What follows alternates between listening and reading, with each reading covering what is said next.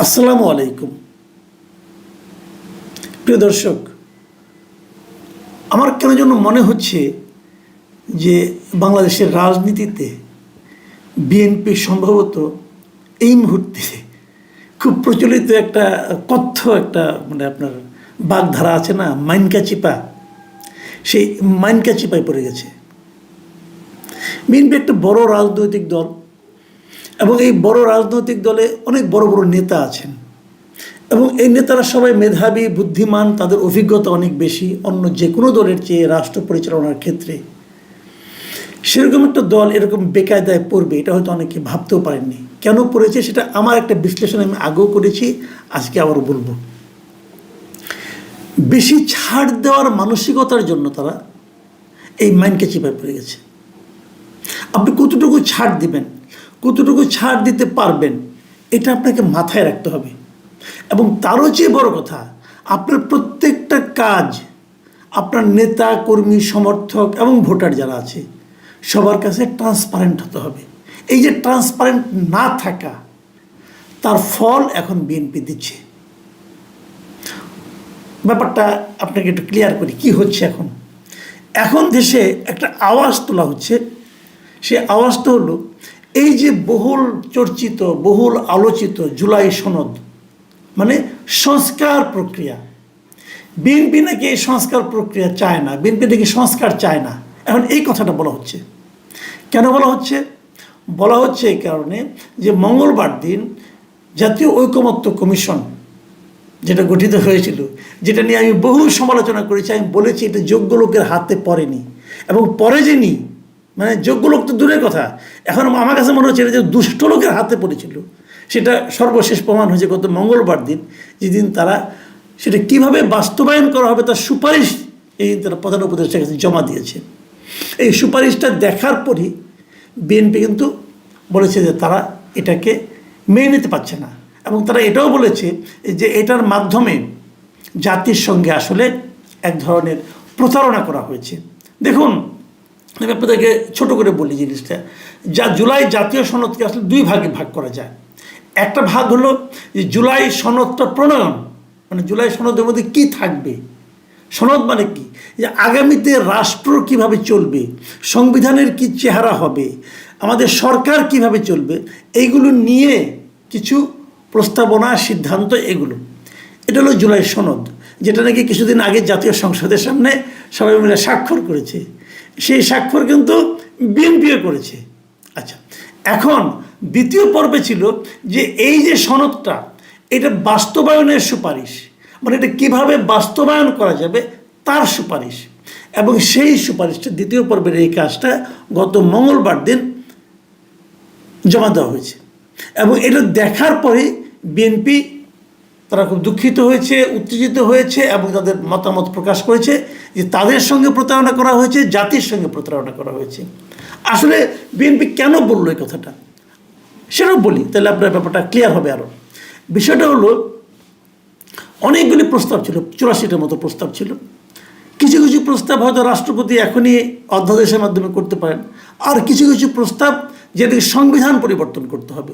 এবং সংবিধান যদি আপনি চেঞ্জ করতে চান তাহলে জাতীয় সংসদ লাগবে, তাহলে আপনি কীভাবে করবেন? তো এদের প্রস্তাব হলো আমরা সেগুলো প্রস্তাব আকারে দেব, তারপরে সেটা জাতীয় সংসদ যখন হবে তারা এটা হুবহু বাস্তবায়ন করে দেবে। এই হলো জুলাই সনদ প্রণয়নকারীদের এবং এটা সুপারিশ আলিডিয়াসদের, জাতীয় ঐক্যমত্য কমিশন, তাদের প্রস্তাব। মানে তারা ঠিক করে দেবে দেশ কীভাবে চলবে এবং সেভাবে এটাকে পাশ করতে হবে। ঠিক আছে, এটা হোক। প্রশ্নটা হলো যে এটা যে আপনারা করবেন সেটা আপনি একটা গণভোটে দেবেন আগে। তার আগে একটা গণভোট দিতে চেয়েছে। গণভোট নিয়ে অনেক আলোচনা হয়েছে। বিএনপি বলেছে গণভোট নির্বাচনের দিন হওয়া উচিত এবং অন্য অন্য পার্টি, বিশেষ করে আপনার জামাতে ইসলামী, ইসলামী আন্দোলন, তারা বলছেন এটাকে আগে করতে হবে, ডিসেম্বরের মধ্যে করতে হবে। গণভোট করে তারপর তার আলোকে জাতীয় সংসদ নির্বাচন হবে। জাতীয় সংসদ নির্বাচনের আগে এই যে গণভোট হওয়াটা, এটা কেন, সেটা অন্য একটা রাজনৈতিক মতলব আছে, সেটা আমি আরেকদিন বলবো আপনাদেরকে। আজকে আমি এই পয়েন্টে থাকি। তো এখন গণভোট যখন আপনি দিবেন তখন আপনি কী লিখবেন, আপনি জনগণের সামনে কী উপস্থাপন করবেন? এই যে সুপারিশটা, যেটা বাস্তবায়নের যে সুপারিশপত্র যেটা জমা দেওয়া হয়েছে গত মঙ্গলবারে, এখানে বিএনপির বক্তব্যটা আপত্তিটা হলো কোথায় সেটা বলি। বিএনপির আপত্তিটা হলো যখন সনদটা প্রণীত হয় সবাই মিলে একটা একটা করে প্রস্তাব আনে, সেটা পক্ষে বলে কেউ বিপক্ষে বলে, কেউ কেউ বলে যে না এটার ব্যাপারে আমার নোট অফ ডিসেন্ট আছে, মানে আমার আপত্তি আছে, আমি অনেকটা মানি আবার অনেকটা মানি না, আপত্তি আছে, তখন তারা সেটা নোট অফ ডিসেন্ট সহই রেখে দিয়েছে। ওকে ঠিক আছে, এটা এভাবে থাকলো, সংসদে যে এটা সমাধান হবে। কিন্তু যখন তারা সুপারিশ হিসেবে আনতেছে তখন সেখানে নোট অফ ডিসেন্টের ব্যাপারটা আর তারা উল্লেখই করে নাই। প্রবলেমটা হলো এখানে। বিএনপি বলল যে আমি বলেছিলাম, যেমন আমি একটা এক্সাম্পল দিয়ে বলি, যেমন উচ্চ কক্ষ একটা হবে, উচ্চ কক্ষে যারা সদস্য হবেন তারা কি পিআর পদ্ধতির মাধ্যমে হবে প্রাপ্ত ভোটের উপর, নাকি সংসদ সদস্য যতগুলো নির্বাচন হয়েছে তার আনুপাতিক হবে? বিএনপি বলেছিল এটা পিআর পদ্ধতি আমরা চাই না। তো এখানে বিএনপি কিন্তু পিআর পদ্ধতির ব্যাপারে একটা নোট অফ ডিসেন্ট দিয়েছে, কিন্তু যখন এটা এখানে আসছে তখন কিন্তু এই কথাটার উল্লেখ করা হয় নাই। এখন বিএনপির বক্তব্যটা হলো যখন আপনি এটা গণভোটে দেবেন তখন আমি যে এটাতে আপত্তি করেছিলাম এই জিনিসটা তো জনগণ জানবে না, তো জনগণ এটাতে হ্যাঁ বলবে কি না বলবে, যারা তো বুঝতেই পারলো না এখানে আমি কি চেয়েছি। এই জায়গাটাতে বিএনপির আপত্তি, যে আমি যে যে জায়গায় নোট অফ ডিসেন্ট দিয়েছি সেগুলো আপনারা উল্লেখ করছেন না কেন?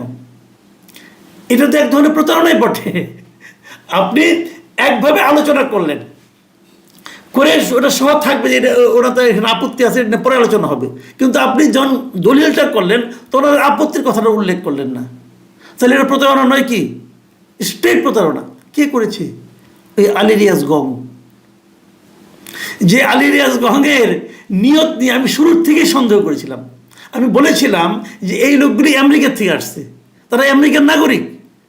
যখন কেউ আমেরিকার নাগরিকত্ব গ্রহণ করে তখন তারা ওখানে শপথ করে এই যে পরবর্তী সময় জীবনের সর্বক্ষেত্রে তারা আমেরিকার স্বার্থ সংরক্ষণ করবে। আর আমি যদি বলি ওনারা এই কাজটা করতেই আসছেন আমেরিকার স্বার্থ সংরক্ষণ করার জন্য, আমি যদি এটা বলি আপনি আমাকে কিভাবে খণ্ডন করবেন ভাই? তাদের মূল লক্ষ্যটাই ছিল এটা আওলা বাজানো, এবং সেই আওলাটা অলরেডি বেঁধে গেছে। এখন বিএনপি কীভাবে মাইনকে চিপে পড়লো সেটা বলছি।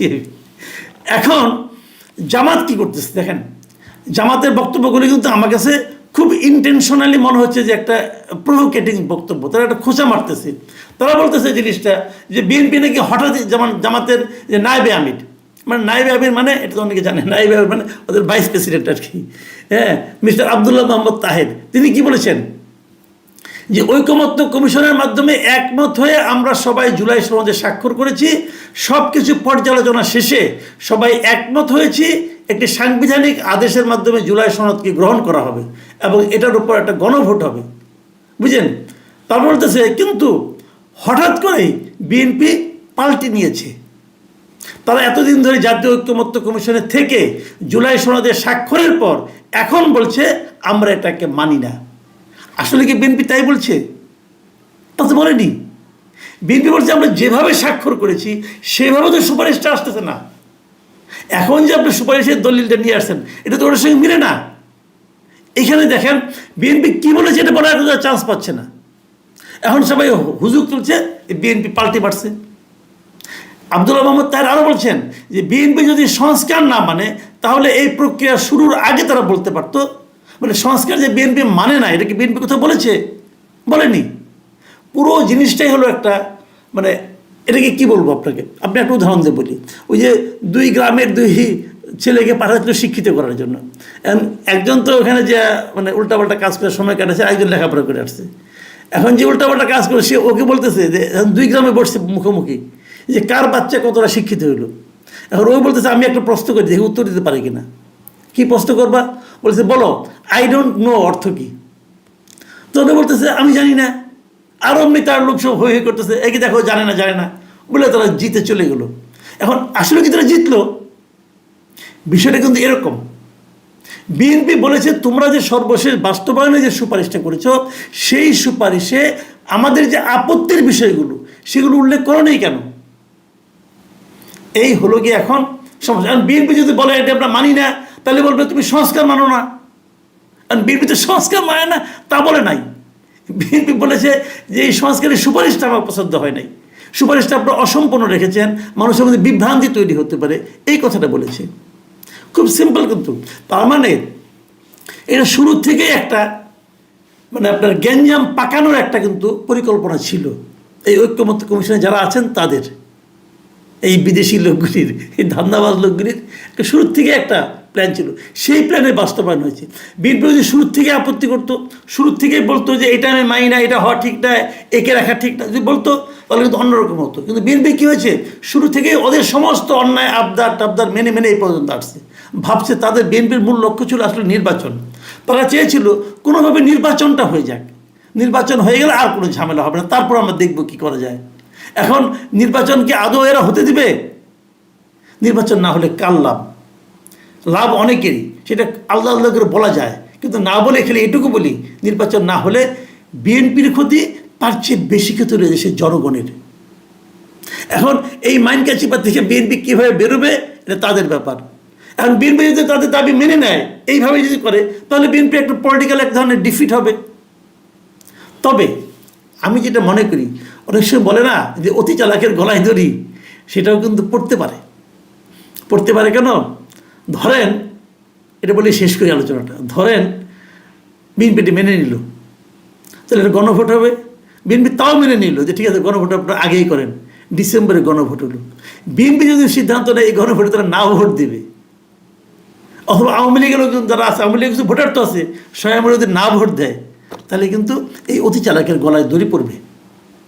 এইটা এই চালাক ব্যক্তিগণ ভাবছে কি না আমি ঠিক জানি না। আমি একটা কথা বলবো ভাই, আপনারা রাজনীতি করেন, রাজনীতি মানে কিন্তু জনগণ, জনগণের জন্য একটা ভালো কিছু করা।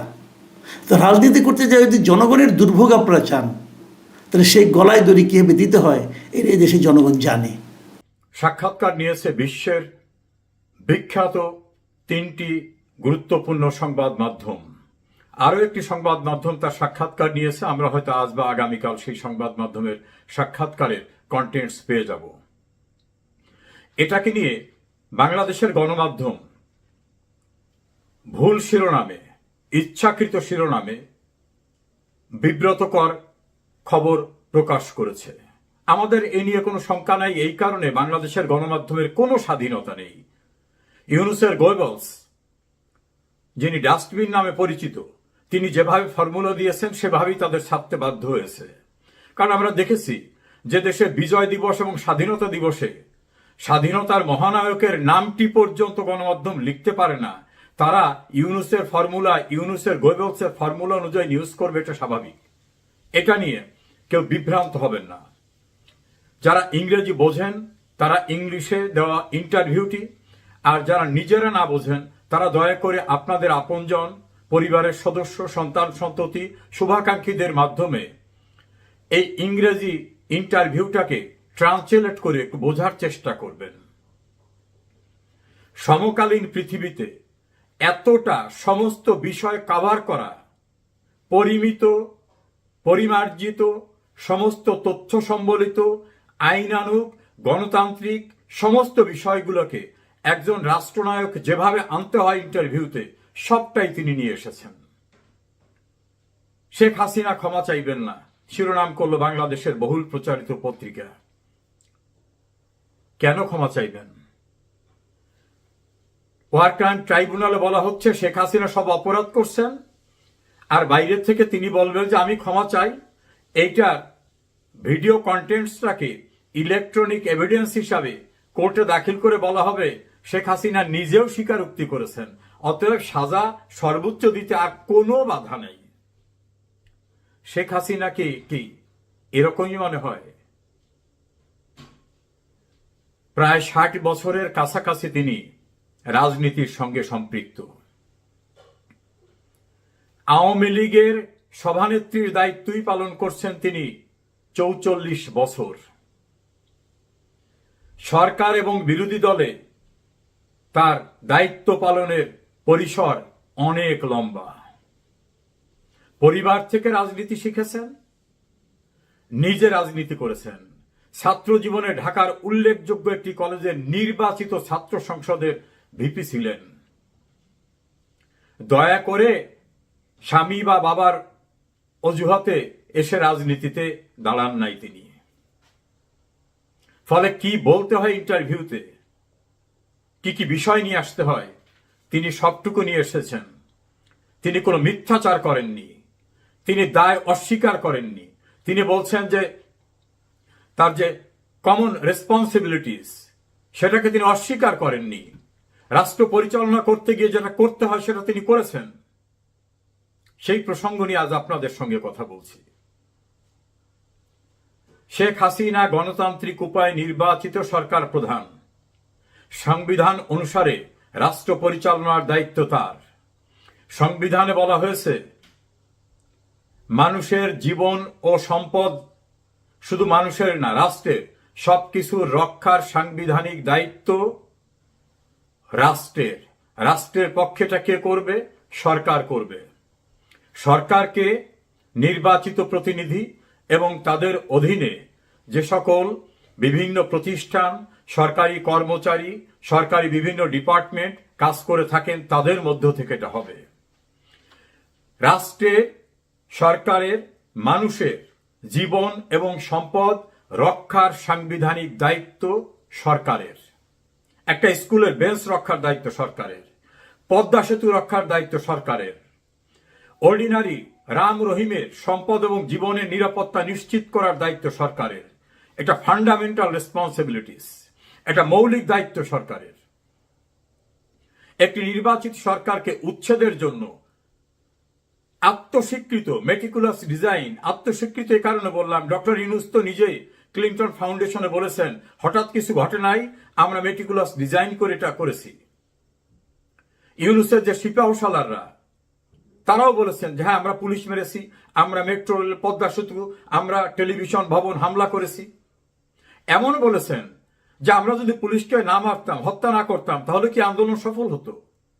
5 তারিখে সফল না হলে আমরা অস্ত্র তুলে নিতাম। এগুলো তো ওপেন কনফেশনাল স্টেটমেন্ট, এটা প্রকাশ্য স্বীকারোক্তি, এটা প্রকাশ্য অপরাধের দায় স্বীকার। এভাবে তারা শেখ হাসিনার গণতান্ত্রিক সরকারকে সংবিধান লঙ্ঘন করে উচ্ছেদের যে প্রক্রিয়া করেছিলেন, সেখানে যে সহিংসতা করেছিল, সেই সহিংসতায় একটা উদাহরণ দিয়ে বলি, 450 থানা আক্রমণ করা হলো। সিরাজগঞ্জের একটি থানায় 13 জন পুলিশকে আটকে মেরে পুড়িয়ে নির্মম, বর্বরচিত, নারকীয় নৃশংসতার ঘটনা যারা ঘটালো, তাদের প্রতিরোধ করতে পুলিশ, আর্মি, র্যাব, বিজিবি অথবা সরকারি অন্যান্য দায়িত্বে যারা ছিলেন, তারা তাদেরকে ঠেকাবার জন্য ব্যবস্থা নেবেন না? নাকি বসে থাকবেন? নাকি তারা ললিপপ চকলেট চুষবেন? আইন কি বলছে? আইন বলছে আমি একজন পুলিশ, আমি রাষ্ট্রীয় দায়িত্বে আছি, আমি একজন নাগরিক, আমি স্বাভাবিক জীবনে আছি। আমাকে যদি কেউ হামলা করে, যদি দৃশ্যমান হয় যে আমাকে হত্যা করবে, তাহলে আমি আত্মরক্ষার জন্য তাকে আমি হত্যা করতে পারি। এটা আইন এই অধিকার আমাকে দিয়েছে বাংলাদেশের ফৌজদারি কার্যবিধি, বাংলাদেশের দণ্ডবিধি এবং সংবিধানে, যেটাকে বলে সেলফ ডিফেন্স। তো যে পুলিশের সদস্যরা, র্যাবের সদস্যরা, বিজিবির সদস্যরা, আনসার সদস্যরা, আর্মির সদস্যরা আইন শৃঙ্খলা রক্ষার দায়িত্বে রাষ্ট্রীয়ভাবে নিয়োজিত ছিলেন, তিনি রাষ্ট্র দ্বারা নিয়োজিত ছিলেন। এই রাষ্ট্রীয় দ্বারা নিয়োজিত অর্থাৎ তিনি অফিসিয়ালি লফুলি ডিপ্লয়েড ছিলেন। তিনি যখন দেখবেন যে তাকে মারা হচ্ছে, সাধারণ নাগরিককে মারা হচ্ছে, উত্তরায় যুবলীগ নেতা জুয়েলকে মেরে টাঙিয়ে রেখেছে, যাত্রাবাড়িতে পুলিশকে মেরে টাঙিয়ে রেখেছে বর্বরতা দেখাবার জন্য, এবং তারপরও আক্রমণ চলছে, তখন কি আক্রমণকারীদেরকে বলবেন আমরা অসহায়, আপনার দরকার হয় আরো আক্রমণ করেন? তখন আইন হচ্ছে তিনি প্রতিরোধ করবেন। সেই প্রতিরোধ করতে যদি বল প্রয়োগ করতে হয়, বল তিনি প্রয়োগ করবেন। এর জন্য শেখ হাসিনা, এর জন্য স্বরাষ্ট্রমন্ত্রীর, এর জন্য পুলিশের আইজিপির কোনো অর্ডার দেওয়ার দরকার নাই। যিনি ওখানে ডিপ্লয়েড আছেন, নিয়োজিত আছেন, আইনই তাকে অধিকার দিয়েছেন তিনি কি করবেন। যদি তিনি অপ্রয়োজন অতিরিক্ত বল প্রয়োগ করেন, তাহলে সেটা তার ক্ষমতার অপব্যবহার হিসাবে বিচার হতে পারে। যখন কিছু হত্যাকাণ্ড নিয়ে কথা উঠল, প্রধানমন্ত্রী শেখ হাসিনা সুপ্রিম কোর্টের বিচারপতি খন্দকার দিলুরুজ্জামান এবং অপর দুইজনের নেতৃত্বে একটা ইনকোয়ারি কমিটি করে দিলেন। এই ইনকোয়ারি কমিটি ইনকোয়ারি শুরু করলো। যদি সেই ইনকোয়ারিতে রিপোর্ট আসতো যে এখানে অপ্রয়োজনীয় বল প্রয়োগ করা হয়েছে, তাহলে ডেফিনেটলি তাদের বিরুদ্ধে ব্যবস্থা গ্রহণ করা হতো। শেখ হাসিনা তো আপন দেখেন না, তার সরকারের সময় তো এক্সিস্টিং এমপি ক্ষমতাসীন দলের দুর্নীতির দায়ে কারাদণ্ডপ্রাপ্ত হয়েছেন। তার সরকারের প্রভাবশালী একজন সাবেক মন্ত্রীর জামাতা অপরাধের সঙ্গে জড়িত ছিলেন, সেনাবাহিনীর কর্মকর্তা ছিলেন, তার তো মৃত্যুদণ্ড হয়েছে। ঢাকার জগন্নাথ বিশ্ববিদ্যালয় এলাকায় টেইলরিং শপের একজন কর্মচারীকে আক্রমণ করার ঘটনা অনেকেই বলেছিল ছাত্রলীগ জড়িত, তাদের বিচার হবে না। শেখ হাসিনা সরকার দেখিয়েছেন বিচার হয়েছে, মৃত্যুদণ্ড হয়েছে তাদের। শেখ হাসিনা তো ছাড় দিতেন না। তাহলে সেই ইনকোয়ারি কমিটির ইনকোয়ারি আসার সুযোগ দেওয়া হলো না। তাদের যে দাবি ছিল কোটার বিষয়টা নিষ্পত্তি হয়ে গেল, তারপরও তাকে উচ্ছেদ করতে হবে। অর্থাৎ টার্গেটটা হচ্ছে শেখ হাসিনা। ছাত্র শিবিরের সাবেক নেতা স্পষ্ট করে বলছেন যে আমাদের মূল টার্গেট গণভবন ছিল না, আমাদের টার্গেট ছিল শেখ হাসিনা। আর এটা কোনো বিপ্লব ছিল না। ডক্টর ইউনূস ক্লিন্টন ফাউন্ডেশনে যে বক্তব্য রেখেছেন, সেখানে তিনি যাকে এই সমস্ত ঘটনার মাস্টার মাইন্ড হিসাবে, মূল প্ল্যানারের যে এক্সিকিউশনের মূল ব্যক্তি হিসাবে তুলে ধরেছিলেন, এখন তথ্য সম্প্রচার উপদেষ্টা, তিনি পরিষ্কারভাবে বলছেন ওটা কোনো বিপ্লব ছিল না, কোনো আন্দোলন ছিল না। মাহফুজ বলছেন এটা ক্ষমতা পরিবর্তনের, রিজিম পরিবর্তনের একটা ষড়যন্ত্র ছিল।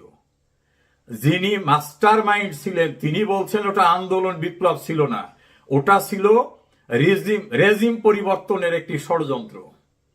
শেখ হাসিনা এবং অন্যান্যরা যে বলেন এটা ষড়যন্ত্র ছিল, সেটা তারা নিজেরাও বলেন।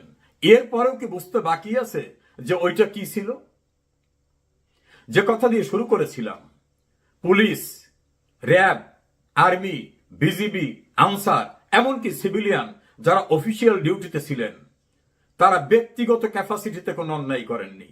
তারা রাষ্ট্রীয় দায়িত্ব রক্ষা করতে গিয়ে, রাষ্ট্রের এবং নাগরিকের জীবন সম্পত্তি রক্ষা করতে গিয়ে তারা যদি ফোর্স অ্যাপ্লাই করে থাকেন, তাহলে সেটা আত্মরক্ষার জন্য সেলফ ডিফেন্স হিসাবে বিবেচিত হবে। আচ্ছা, ধরে নিন তারা অপ্রয়োজনে গুলি করছে, তাহলে সেই হত্যাকাণ্ড নিয়েও মামলা হবে।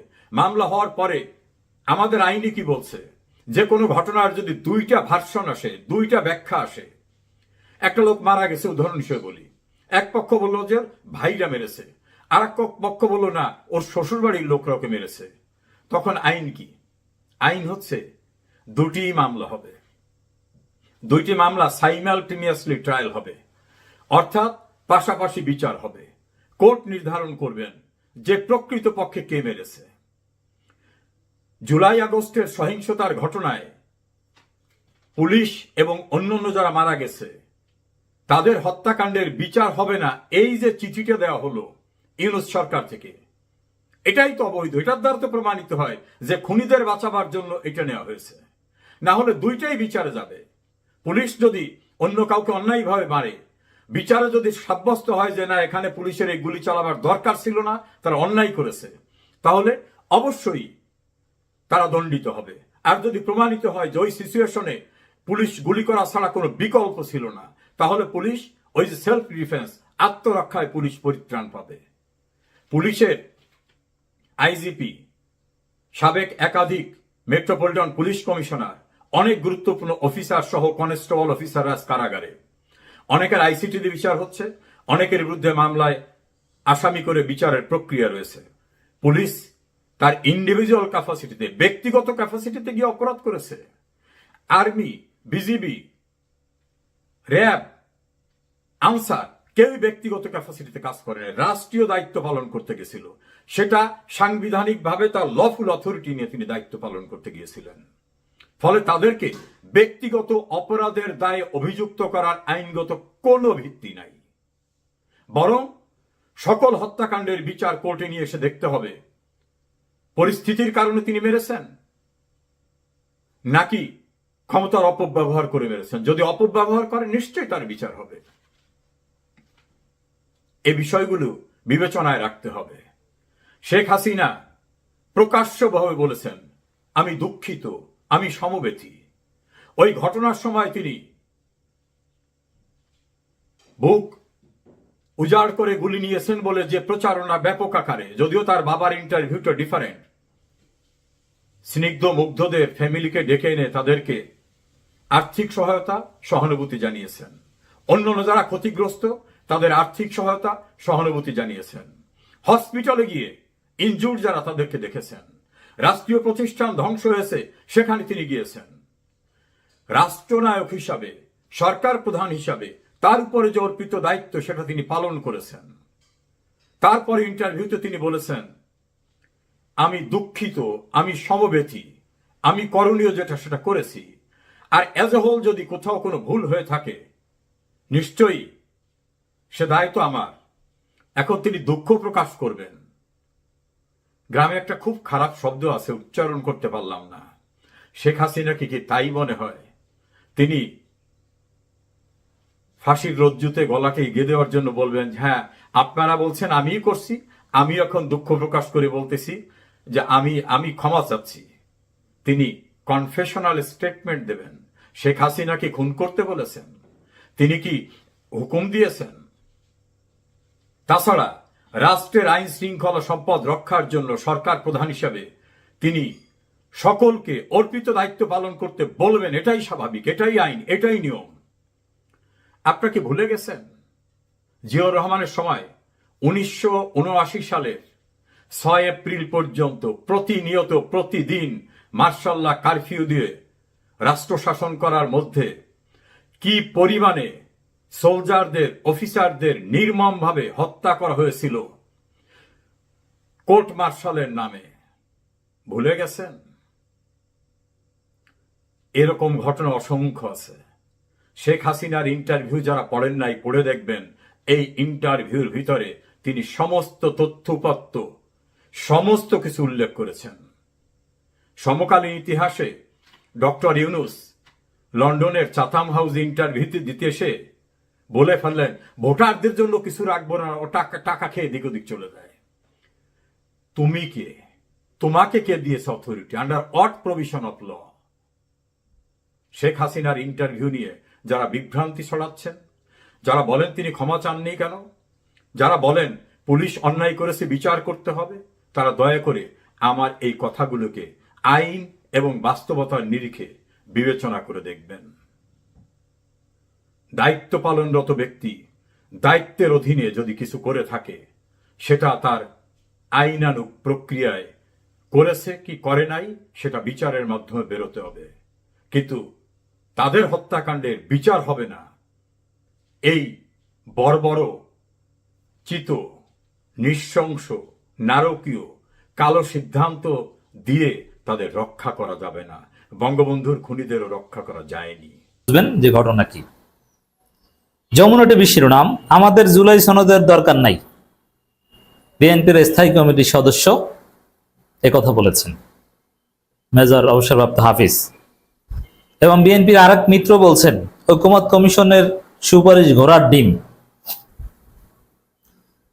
তো এই স্থায়ী কমিটির সদস্য যখন বলে আমাদের জুলাই সনদের দরকার নাই, তা আমরা এতদিন যে চিল্লাচিল্লি করে আসছি যে বিএনপি সংস্কার বিরোধী পার্টি, বিএনপি জুলাই ভুলিয়ে দেওয়া পার্টি, বিএনপি জাতীয়তাবাদী আপত্তি পার্টি।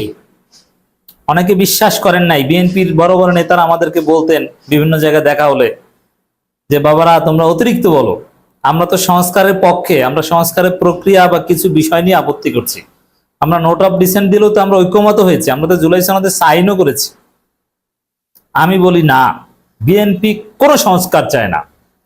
কারণ সংস্কার হলে বিএনপির রাজনীতি থাকে না। চান্দাবাজি না করা গেলে, পরিবারতন্ত্র না থাকলে, ইউরোপ আমেরিকার পিওর ডেমোক্রেটিক রাজনীতি চালু হলে বিএনপি মানুষ করবে কেন? এই জন্য বিএনপি পিওর গণতন্ত্র, সংস্কার বিরোধী দল। এবং বিএনপি জুলাইকে ধারণ করে না, জুলাই ভুলিয়ে দিতে চায়। কি যে জুলাইতে কিচ্ছু হয়নি। হ্যাঁ, জুলাইতে এই হয়েছে সেই হয়েছে, আপনি কান্নাকাটি করবেন। 5 আগস্ট আসলে, জুলাই আসলে আপনি কবর জিয়ারত করবেন। বিএনপি এতে রাজি। এবং জুলাই শহীদদের টাকা পয়সা দিতেও বিএনপি রাজি, কিন্তু বিএনপি জুলাইকে ধারণ করে না, এর অর্থ কি? যেটা কোনো আইনি ভিত্তি থাকবে না, সংবিধানে বা কোথাও এগুলো লেখা থাকবে না। এর মানে জুলাইয়ের প্রতি আলাদা কোনো অব্লিগেশনস বিএনপি চায় না, কিন্তু জুলাই নিয়ে কান্নাকাটি এগুলো সমস্যা নেই। এজন্য রাজনৈতিক দলের হিসাবে বিএনপি জুলাই সনদে সাইন করেছিল, কিন্তু জুলাই সনদ বাস্তবায়ন হোক, আইনি ভিত্তি হোক, এটা কোশ্চিনকালও চায় না। আর বিএনপির আসল শক্তি এখন ভারত, আর ভারত বিএনপিকে অ্যাসাইনমেন্ট দিয়েছে এট এনি কস্ট তোমরা জুলাই ভুলিয়ে দাও। জুলাই ভুলিয়ে তো আর সরাসরি দেওয়া যায় না, বিভিন্ন ফন্দি ফিকিরে। তো অনেক ধানাই ফানাই করে বিএনপি এই পর্যন্ত এসেছে। তো ঠিক আছে, আমরা সংস্কার চাই, আমরা এইটা রাজি এইটা রাজি, কিন্তু নোট অফ ডিসেন্ট স্বাক্ষরও করলাম। উদ্দেশ্য ছিল এরকম করে একটা পর্যায়ে এসে চূড়ান্ত সময় ওগুলো সব ধামাচাপা দেয়া বা একটা মূলা ঝুলিয়ে রাখা।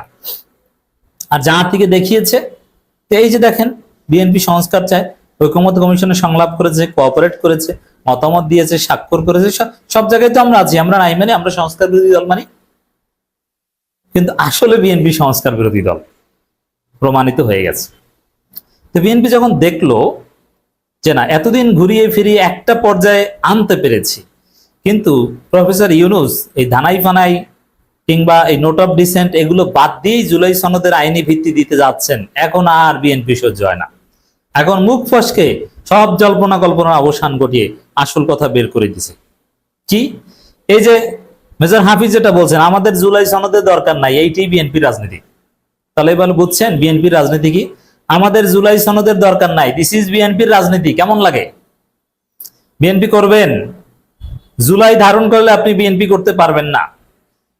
আমি বহুত আগে বলেছি, আমরা যারা সংস্কারের পক্ষে, আপনারা যারা সংস্কারের পক্ষে, বিএনপির বিরুদ্ধে আপনাকে স্ট্যান্স নিতে হবে, বিএনপিকে ওভারলুক করতে হবে, বিএনপিকে প্রয়োজনে সাইজ করতে হবে। তবে হ্যাঁ, প্রফেসর ইউনূস এবার সিদ্ধান্ত নিয়েছেন বিএনপিকে সাইজ করার। আইন শৃঙ্খলা রক্ষাকারী বাহিনীর সাথে বৈঠক করেছেন। এমনকি আপনি দেখেছেন বিএনপিকে সাইজ করা যে শুরু, দলিল দিয়েছে আগেই। এই যে বিএনপি নেতা এহসানুল হক মিলনকে বিদেশ যেতে দেওয়া হয়নি, এয়ারপোর্ট থেকে ফিরিয়ে দেওয়া হয়েছে, সাইজ হয়ে ঘরে বসে আছে। আর বিএনপির যদি হ্যাডম থাকতো তাহলে এটা নিয়ে তোলপাড় শুরু করে দিত, ইউনূসকে ফোন দিত, তারেক রহমান, মির্জা ফখরুল, সালাউদ্দিন, জামায়াতের নেতা, আমার সাবেক প্রতিমন্ত্রী, শিক্ষা প্রতিমন্ত্রী, তাকে এয়ারপোর্ট থেকে ফিরিয়ে দেওয়া হয়। এটা হাসিনার জমানা, এত বড় সাহস কার? অথচ বিএনপির কোনো কথা দেখেন, বিএনপির পেজে কিছু আছে না, বিএনপি মন্ত্রী মিডিয়ায় কিছু আছে? কিচ্ছু নাই। শুধু মিলন ভাই নিজে একটু কান্নাকাটি করেছেন সংবাদ সম্মেলন করে। এটা পার্ট অফ সাইজ করা। বিএনপির সব নেতারা ইউনূসের কাছে ধরা, তাদের নাকে বর্ষি লাগানো। ইলিয়াস পিনাকির কাছে সবার মাল আছে, একে একে জয় বাংলা হচ্ছে। এই যে ডাক্তার জাহিদ টেককে ইলিয়াস খেয়ে দিয়েছে, দেখেন না কোন জায়গায় কোথায় নারী সাপ্লাই দিত, কোন সিন্ডিকেটের মাধ্যমে আওয়ামী ব্যবসায়ী, বিএনপি ব্যবসায়ী এদেরকে জিম্মি করে টাকা পয়সা ইনকাম করতো। এই দান্দাবাজি সব ইলিয়াস প্রমাণ করে দিয়েছে। অতএব এদের কোনো রাজনীতি নাই। আসল কারণে এইটা দেখেন যে আমাদের জুলাই সনদের দরকার নাই। ধন্যবাদ জানাই হাফিজ স্যারকে, আমি স্যার বলি তাকে, শ্রদ্ধেয়, যে সত্য কথাটা বলেছেন। তা হাফিজ স্যার আবার মজার লোক। দেখেন, স্যার বলি, এক একজন রাজনীতিবিদকে এক একভাবে অ্যাড্রেস করি। তার চাইতে সিনিয়র কাউকে ভাই বলি, কাউকে চাচা বলি, কাউকে স্যার বলি, যে কারণেই হোক না কেন, হোয়াটএভার। তো এখানে হাফিজ স্যার মজার মানুষ। কখনো নতুন একটা দলে কিংস পার্টিতে হাসিনা, সাকিব আল হাসান এদের সাথে করে ফেলেন, আবার কখনো সেই কিংস পার্টি থেকে ফিরে আসেন, কখনো তারেক রহমানকে গালি দেন, খালেদা জিয়ার সমালোচনা করেন, আমরা সংস্কার বন্দী। এখনো ভিডিও আছে ইউটিউবে, আমরা সংস্কার বন্দী, খালেদা জিয়া তারেক বাদ। সেই সংস্কারপন্থী হাফিজ এখন আবার বিএনপির স্থায়ী কমিটির সদস্য। তিনি আসল ঘটনা ঘটিয়ে দিয়েছেন, বলে দিয়েছেন যে জুলাই সনদ আমাদের দরকার নাই। এর অর্থ হচ্ছে জুলাই আমাদের দরকার নাই, জুলাইতে কিচ্ছু ঘটেনি, জুলাই বাদ দাও। সে হাসিনার সংবিধানেই আমাদের সবকিছু, চুপ্পুই আমাদের আব্বা। অতএব এই হাসিনা এবং আমার আব্বার সংস্পর্শে একটা নির্বাচন দাও, সেই নির্বাচনের মাধ্যমে আমাদেরকে ক্ষমতা দাও। কোন প্রক্রিয়ায়? যেভাবে 1/11-এ আওয়ামী লীগকে ক্ষমতা দিয়ে দেওয়া হয়েছিল, ওইভাবে আমাদেরকে ক্ষমতা দিয়ে দাও। তো দর্শক, ঘটনা ক্লিয়ার। দেখেন, আমরা আরেকটু দেখি। আর এক পান্ডা বলছে সিপিবি সিপিবি সভাপতি, এই বিএনপির বন্ধু, বিএনপি এরা একসাথে ডলাডলি করে। ঐক্যমত্য কমিশনের সুপারিশ ঘোড়ার ডিম। তো এক বন্ধু বলে ঘোড়ার ডিম, আর বড় বন্ধু বড় ভাই বলে যে এটা আমাদের দরকার নাই। তাহলে যারা জুলাইয়ের পক্ষে, আপনি স্পষ্ট শত্রু মিত্র চিনে রাখেন, বিএনপি জুলাইয়ের বিপক্ষের শক্তি। এটা যদি আপনি বিশ্বাস করতে না পারেন, আপনি জুলাই ভিত্তিক বাংলাদেশ, নতুন সংস্কার, শহীদদের রক্তের হক আদায় করা, এটা আপনি পারবেন না। বিএনপি স্থায়ী কমিটির সদস্য মেজর অবসরপ্রাপ্ত হাফিজউদ্দিন আহমেদ বলেছেন, আমাদের জুলাই সনদের প্রয়োজন নাই, একটি সংসদ প্রয়োজন যারা গণতন্ত্রকে বাস্তবায়ন করবে। এখন জুলাই সনদের প্রক্রিয়াটা কি? গণভোট। গণভোট দরকার নাই, সংসদ। কারণ সংসদে ধান্দাবাজি করা যায়, গণভোটে ধান্দাবাজি করা যায় না। জনগণকে এক কথা বলে ক্ষমতা এসে সংসদে তো যারা সংখ্যাগরিষ্ঠ, ওটা একটা নাটক টাটক করে করা যায়। গত 54 বছরের সংসদে কোন বালের ডেমোক্রেসি চর্চা করেছে আমরা দেখেছি। এই জন্য তারা গণভোট ভয় পায়। সংসদে প্রতারণা করা যায়, সংসদীয় গণতন্ত্রের মধ্যে প্রতারণা আছে, কিন্তু ডিরেক্ট ডেমোক্রেসি, গণভোটের মধ্যে প্রতারণা নাই। জনগণ যেটা চায় অ্যাবসলিউটলি সেটা। অতএব দর্শক, বিএনপির কথা ক্লিয়ার, আমরা জুলাই সনদ চাই না। তাহলে গত 15 মাস যাবত মানে তার পুরো সাক্ষাৎকারের বাচনভঙ্গি, ধরন, প্রকৃতি এবং যে সকল আন্তর্জাতিক গণমাধ্যমে তার সাক্ষাৎকার প্রকাশিত হয়েছে এবং যেভাবে, যে প্রক্রিয়াতে, তা রীতিমতো আমাদেরকে একেবারে যাকে বলা হয় বেকুফ বানিয়ে ফেলেছে। আমরা যারা মনে করেছিলাম আওয়ামী লীগের রাজনীতি শেষ, শেখ হাসিনার রাজনীতি শেষ, শেখ পরিবারের রাজনীতি শেষ, তাদের জন্য প্রায় প্রতিটি ক্ষেত্রে একটা নতুন নতুন চপেটাঘাত তৈরি হয়ে গেছে। তিনি যে সকল বিষয়ের অবতারণা করেছেন, সে সকল বিষয়গুলোর মধ্যে যে কৌশল এবং যে আলোচনার জন্ম দিয়েছেন, যে বিতর্কের জন্ম দিয়েছেন, এটি বাংলাদেশের রাজনীতির ইতিহাসে অতীতে কখনো এভাবে ঘটেনি। এমনকি বঙ্গবন্ধু জিয়াউর রহমান বা এরশাদ সাহেব, তারা মানে তাদের জীবদ্দশাতে 3টি দল তারা তৈরি করেছেন। তো এই 3টি দল তৈরি করতে গিয়ে তারা নানা রকম রসায়ন করেছেন। কিন্তু শেখ হাসিনা এই সময়টিতে এসে আওয়ামী লীগকে কেন্দ্র করে যে রসায়ন তৈরি করে দিয়েছেন এই সাক্ষাৎকারের মাধ্যমে, এটি নিয়ে আগামী কয়েক মাস পুরো রাজনীতিতে তোলপাড় চলবে।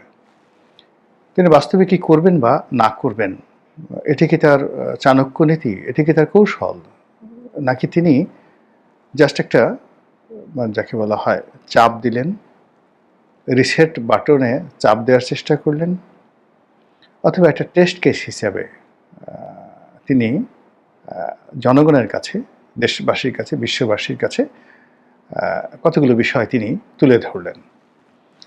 যেমন জুলাই আগস্ট বিপ্লব সম্পর্কে তিনি খুব স্পর্শকাতর কতগুলো কথা বলেছেন।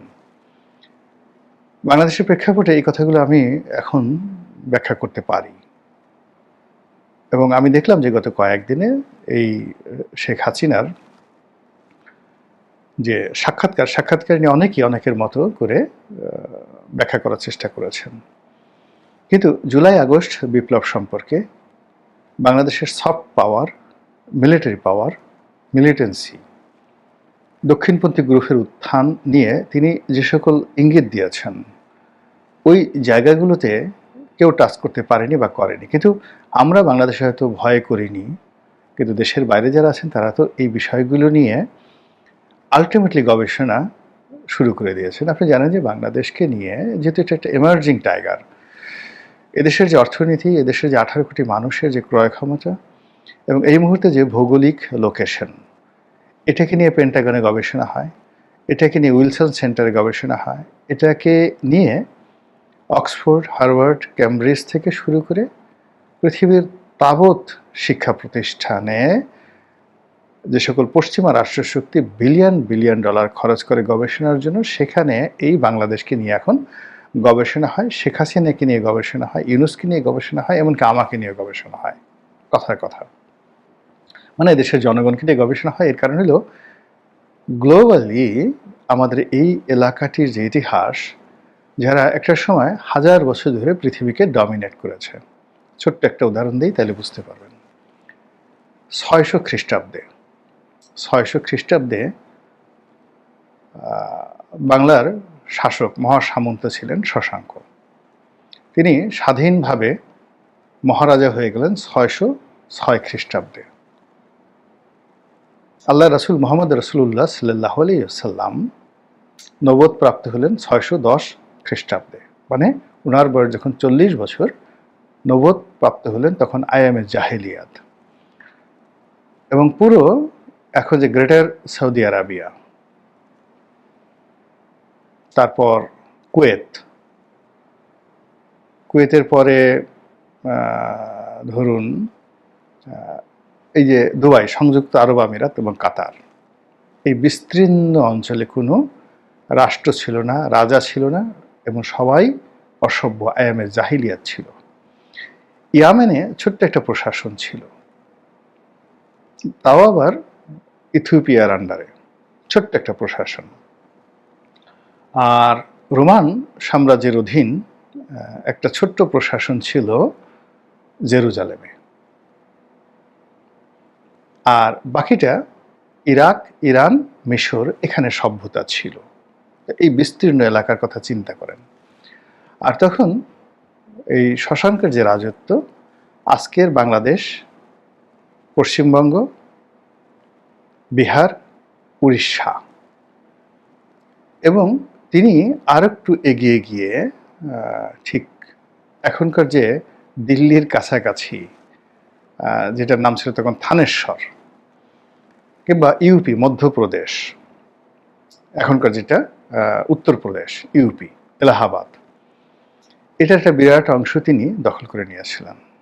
তার সঙ্গে আসাম, ত্রিপুরা, এই অঞ্চলও তার অধীন ছিল। বাংলা, বিহার, উড়িষ্যা, আসাম এবং এই বিস্তীর্ণ এলাকা। রাজা ছিলেন কে? শশাঙ্ক। যেটা বলতে চাই যে ওই 606 খ্রিস্টাব্দের থেকে শুরু করে শশাঙ্কর জমানাতে তখন আমাদের এই এলাকাতে বেশ কয়েকটি বিশ্ববিদ্যালয় ছিল। পাহাড়পুর বৌদ্ধ বিহার, এবং এই সাম্রাজ্যটির নাম ছিল গৌড়, রাজধানী ছিল কর্ণসুবর্ণ। কোথায়? আমাদের এই মুর্শিদাবাদে, পশ্চিমবঙ্গের মুর্শিদাবাদে। আর দুটো সাব রাজধানী ছিল, চাঁপাইনবাবগঞ্জ একটা সাব রাজধানী ছিল, আর বগুড়ার মহেস্থানগড়ে একটা সাব রাজধানী বা বিভাগীয় রাজধানী ছিল। তো ওই সময়টাতে আমাদের মনে করেন যে সেই বিহারের সেই বিখ্যাত নালন্দা বিশ্ববিদ্যালয়, এখন অক্সফোর্ড, হার্ভার্ড, ক্যামব্রিজ, এই সবগুলো একত্র করলেও সেই প্রাচীন দুনিয়াতে নালন্দা বিশ্ববিদ্যালয়ের পর্যায়ে যাবে না। তো এই ছিল আমাদের এই বাংলাদেশের অর্থনীতি, মিলিটারি পাওয়ার এবং গ্লোরিয়াস টাইম আইএমএ জাহিলিয়াতের যুগে। এরপরে দীর্ঘদিন সেই আমাদের এই বাংলাদেশে পালেরা রাজত্ব করেছে 400 বছর, সেনেরা রাজত্ব করেছে, এরপর মুসলমানরা আসছে। তো কাজেই এই যে এখন বাংলাদেশের যে স্বাধীনতা পরবর্তী সময় বা পাকিস্তান জমানাতে আমাদের যে দুর্ভোগ দুর্দশা, এটা ইতিহাস নয়। কিংবা পলাশীর প্রান্তের নবাব সিরাজউদ্দৌলার সঙ্গে বেইমানি করা হয়েছে, এটা ইতিহাস নয়। ইতিহাস আলীবর্দী খান, ইতিহাস মুর্শিদ কুলি খান, শায়েস্তা খান, ইতিহাস মীর জুমলা, ইতিহাস ঈশা খান, মুসা খান, গিয়াসউদ্দিন আজম শাহ, ফখরুদ্দিন মুবারক শাহ, আলাউদ্দিন হোসেন শাহ, নসরত শাহ, পরাগল খাঁ, ছুটি খাঁ। এইভাবে আপনি পাল বংশে যাবেন, বিজয় সেন, হেমন্ত সেন, বল্লান সেন, লক্ষণ সেন। আর সেন বংশে আর পাল বংশের দিকে যান, অসংখ্য পাল, গোপাল থেকে শুরু করে অন্তত 20 জন পাল বিশ্ববিখ্যাত, যাদের মানে ওয়েস্টার্ন মানে মিডিয়াতে বা ওয়েস্টার্ন হিস্ট্রিতে যারা জুলিয়াস সিজারের সমপর্যায়ে। তো সেই বাংলা, বিহার, উড়িষ্যার বাদে এই যে বদ্বীপ, গৌড়ের যে বদ্বীপ, অর্থাৎ ভাগীরথী নদী এবং পদ্মা নদী, এই নদীর যে মোহনা, এই যে প্লেট বদ্বীপ, এরকম দ্বিতীয় বদ্বীপ পৃথিবীতে আর নেই। অনলি একটা বদ্বীপ। 2 নম্বর হলো যে এই যে পদ্মা এবং ভাগীরথীর মধ্যে যে একটা বদ্বীপ তৈরি হয়েছে, এই বদ্বীপের যে ইতিহাস, ঐতিহ্য এবং এটার যে মাটির উপরের সম্পদ, মাটির নিচের সম্পদ এবং আকাশের সম্পদ, মানে যেভাবে বৃষ্টি এখানে হয়, এখানে যে সুপেয় পানি রয়েছে, পৃথিবীর কোনো প্রান্তে কখনো কোটি বছরের ইতিহাসে এরকম ছিল না। তো কাজেই এই অঞ্চল নিয়ে গবেষণা হয়। এই অঞ্চলের প্রতি সব সময় সব মানুষ, সারা পৃথিবীর মানুষ এখানে এসেছে। আপনি চিন্তা করেন আলেকজান্ডার আসেনি? তো এখানে আমরা তো আলেকজান্ডারের দেশে যাইনি। তারপরে আমাদের দেশে ইউরোপ থেকে ইংরেজরা, ডাচরা, ওলন্দাজরা, পর্তুগিজরা কারা না আসছে, ফ্রেঞ্চরা সবাই চেষ্টা করেছে। আমাদের দেশে বড় বড় ফ্রেঞ্চের জেনারেলরা এসে চাকরি করতেন, এখানে অনেক জমিদারদের আন্ডারে তারা চাকরি করতেন, এই ফ্রেঞ্চের লোকজন, ফ্রান্সের যারা লোকজন আছে। তো এই যে বাংলাদেশ, এই বাংলাদেশ নিয়ে গবেষণা হচ্ছে যে এই জাতি আবার ঘুরে দাঁড়াবে। এই জাতির ইকোনমি যেভাবে মুঘল জামানাতে, পুরো মুঘল ডাইনেস্টিতে মোর দ্যান 250 ইয়ার্স, তো মুঘল ডাইনেস্টিতে আওরঙ্গজেবের জামানাতে গ্লোবাল জিডিপির 35% তারা ডিল করত, মানে দিল্লির যে সিংহাসন, দিল্লি কেন্দ্রিক যে রাজ্য ব্যবস্থা, সারা পৃথিবীর 35%, যেটা আমেরিকাও করে না এখন। আমেরিকা এবং চায়না একত্র করলে পৃথিবীর 35% জিডিপি করে না, যেটা আওরঙ্গজেব জামানাতে ছিল। আর সেই আওরঙ্গজেবের ট্রেজারির অলমোস্ট 25% আসতো আমাদের এই গাঙ্গেয় বদ্বীপ থেকে, মানে এই অঞ্চল থেকে, উড়িষ্যা থেকে না, বিহার থেকে না, শুধুমাত্র বাংলা থেকে। এজন্য তার ট্রেজারির মানে অর্থ বিভাগের সবচেয়ে দ্বিতীয় গুরুত্বপূর্ণ ব্যক্তি ছিলেন মুর্শিদ কুলি খান। তাকে তিনি দেওয়ানে, বাংলাদেশের দেওয়ান মানে অর্থমন্ত্রী নিযুক্ত করলেন। এই হলো ইতিহাস। তো কাজেই এই বাংলা নিয়ে, এই দেশের রাজনীতি নিয়ে প্রচুর গবেষণা, প্রচুর লোভ, প্রচুর লালসা যুগে যুগে হাজার হাজার বছর ধরে সারা পৃথিবীকে আকর্ষণ করেছে। তুরস্করা আসছে, পারস্যের লোক আসছে, আফগানিস্তানের লোক আসছে, পাকিস্তান আসছে, ইংরেজ আসছে, কে না আসছে, আরবরা আসছে। তো সেখানে এখন আবার ভারত আসতে চাচ্ছে, পাকিস্তান আসতে চাচ্ছে, দিল্লি আসতে চাচ্ছে, আমেরিকা আসতে চাচ্ছে, সবাই বাংলাদেশে। কি জন্য? এখানে মানুষ আছে, সম্পদ আছে, মাটির নিচে সব কিছু আছে। তো কাজেই এখানের যে রাজনীতি, সেই রাজনীতিকে খুব সহজভাবে আমরা যেভাবে মনে করছি, আসলে পশ্চিমারা কিন্তু সেভাবে মনে করছে না। তারা আরো অনেক কিছু এখানে তারা স্মরণ করছে। তো সেই স্মরণের যে প্রেক্ষাপট, সেই প্রেক্ষাপটে এখন যেটি হচ্ছে সেটি হলো যে এই দেশের রাজনীতি কিভাবে চলছে, এই দেশের রাজনীতি কিভাবে চলবে, এগুলো নিয়ে বিশ্বের যারা লোকজন আছে তারা কিন্তু গবেষণা করছে, যেটা আমরা করতে পারছি না। তো শেখ হাসিনা যেটি করছেন সেটি হলো তার এই যে সাম্প্রতিক সময়টিতে তিনি একটা চাল দিয়ে দিয়েছেন পশ্চিমা দুনিয়াদেরকে এবং বাঙালিদের মধ্যে। সেটা হলো আওয়ামী লীগের যে বৃহৎ দল, এটাকে তিনি প্রতিষ্ঠা করতে চাচ্ছেন আইডিওলজিক্যালি, যে এই দলটা জাস্ট লাইক রিপাবলিকানদের মতো, জাস্ট লাইক ডেমোক্রেটদের মতো, জাস্ট লাইক কংগ্রেস অথবা বিজেপির মতো। সেকেন্ড থিং হলো এই দলের সবচেয়ে বড় ব্যারিকেড হিসাবে প্রচার করা হতো যেখানে শেখ পরিবারের আধিপত্য এবং শেখরা এখানে সবকিছু লুটেপুটে খাচ্ছে। যতদিন পর্যন্ত আওয়ামী লীগ শেখ পরিবার মুক্ত না হবে ততদিন পর্যন্ত এই বিপত্তি কাটবে না। এই তো প্রচারণা। সেই জায়গাতে এই যে বিশ্ব গণমাধ্যমে শেখ হাসিনা যে জিনিসগুলো করলেন, সেটা হলো তিনি এই বললেন যে এই শেখ পরিবার আগামীতে রাজনীতিতে থাকবে না বা নাও থাকতে পারে, ডাজ নট ম্যাটার, কিন্তু আওয়ামী লীগ থাকবে। তিনি যে ইঙ্গিতটা দিলেন, এটা কিন্তু বিএনপির জন্য, জাতীয় পার্টির জন্য একটা বিরাট অশনি সংকেত। অর্থাৎ যদি শেখ পরিবার আওয়ামী লীগে না থাকে, জিয়া পরিবারের কোনো অস্তিত্ব সেখানে থাকবে না। আপনাদের মনে আছে সেই কালা পাহাড়ের গল্পের মতো। মানে এখানে যে পরিবারতন্ত্র, সেই পরিবারতন্ত্র কন্টেম্পোরারি সবাইকে ইনফ্লুয়েন্স করে, লাইক পাকিস্তান। একদিকে ভুট্টো পরিবার, আরেকদিকে নওয়াজ শরীফ পরিবার। যদি ভুট্টো পরিবার মাইনাস হয়ে যায়, নওয়াজ শরীফ পরিবার অটোমেটিক মাইনাস হয়ে যাবে, এবং সেটা জেনারেল পারভেজ মোশাররফের সময় আমরা সেটা দেখেছি। ফলে পাকিস্তানের জনগণ আবার তারা নতুন করে এই দুটো পরিবারকে ফিরে এনেছে। অনেক চেষ্টা করার পরও থাকসিন সিনাওয়াত্রার পরিবারকে থাইল্যান্ডের রাজনীতি থেকে বাদ দেওয়া যায়নি। রাজাপাকসের পরিবারকে শ্রীলঙ্কার রাজনীতি থেকে বাদ দেওয়া যায়নি। এমনকি নেপালের সেই রাজনীতিতে 2-3টি পরিবার, কৈরালা, সেই যে মনীষা কৈরালা, তো গিরিজা প্রসাদ কৈরালা প্রধানমন্ত্রী, কৈরালা পরিবারের একটা বিরাট রাজনৈতিক ভূমিকা সেখানে আছে, এখন পর্যন্ত তারা করে যাচ্ছে।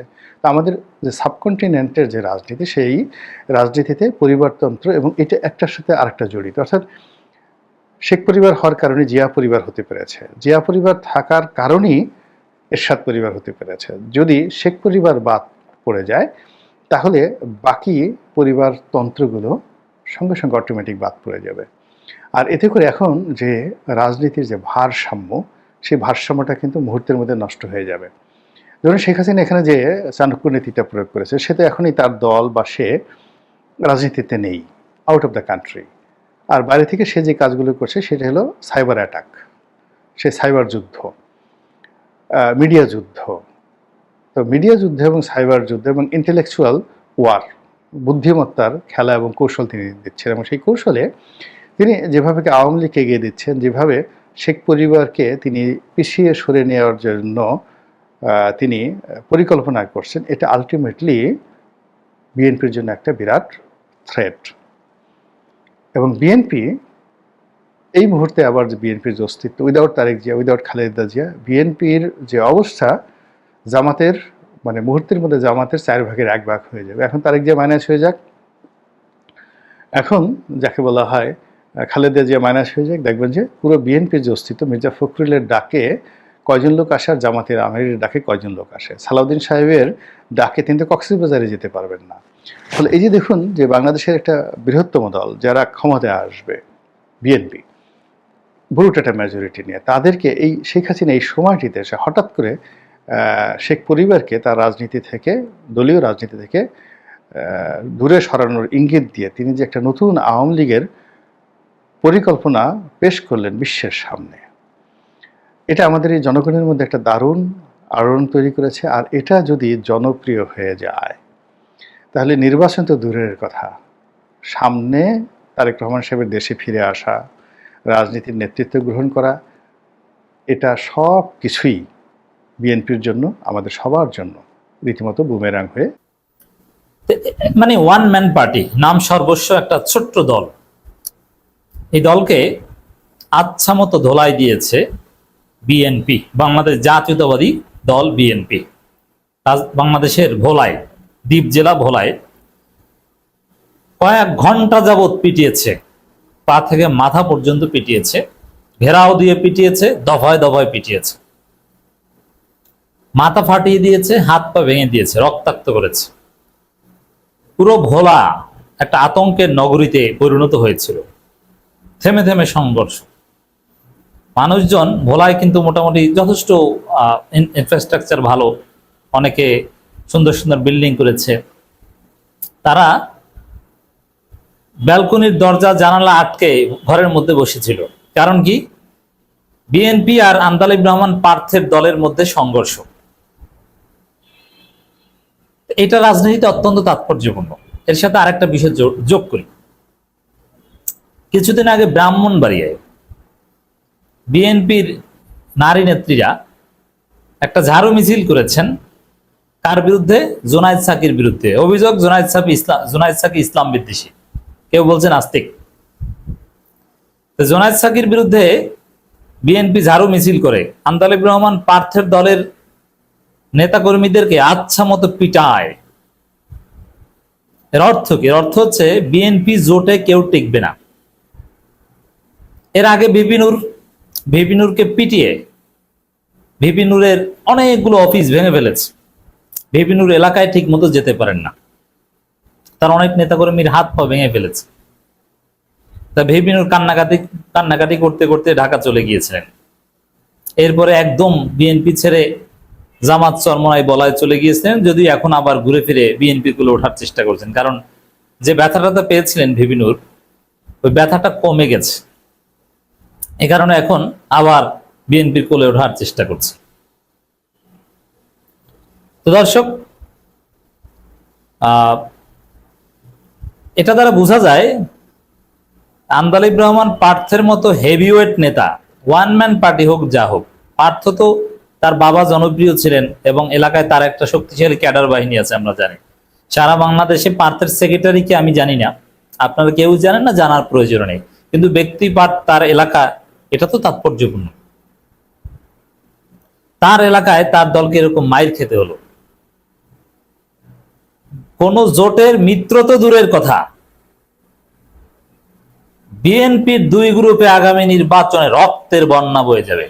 অতএব যারা বিএনপির সাথে জোট করতে চান, পাছায় আর পিঠে মোটা সালা বেঁধে তারপরে জোট করতে চান, মাইরের চোটে আপনার কোমর ভেঙে দিবে, হাড্ডি গুড্ডি ভেঙে দিবে।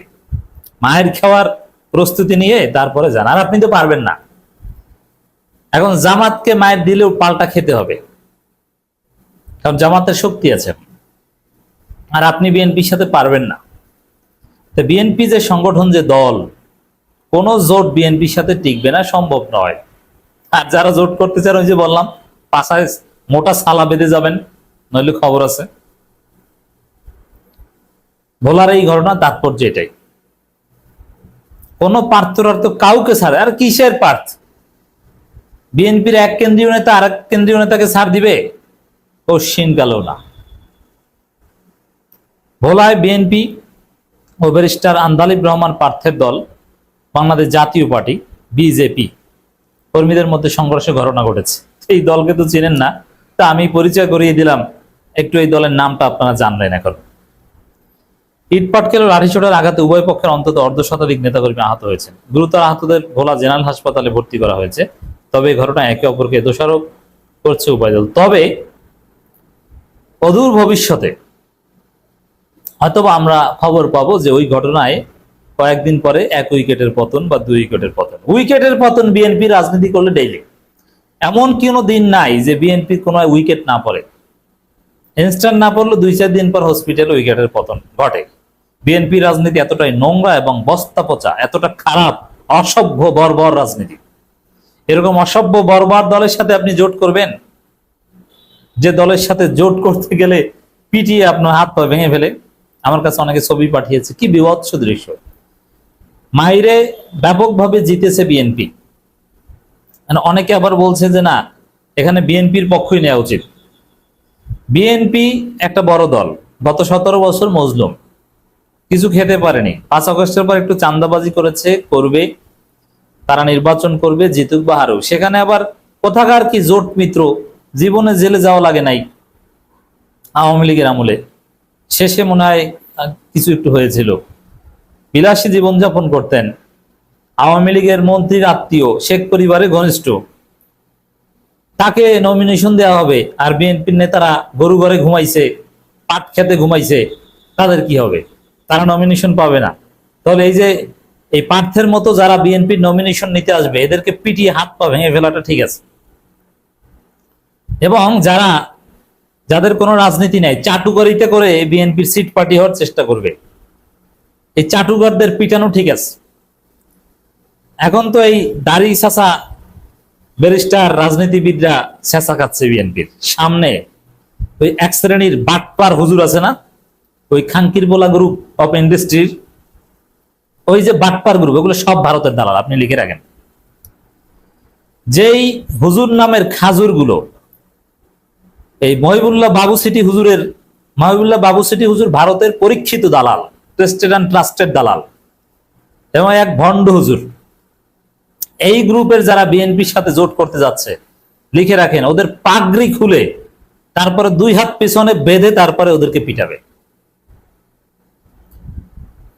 ওই মহিবুল্লাহ বাবু সিটি হুজুরের আবার ওই বিএনপির দালাল একটা দল আছে, খেজুর গাছ মার্কা নাকি, এইসব দলটাল কেউ চেনে না, আমিও চিনি না, চেনা দরকার নাই।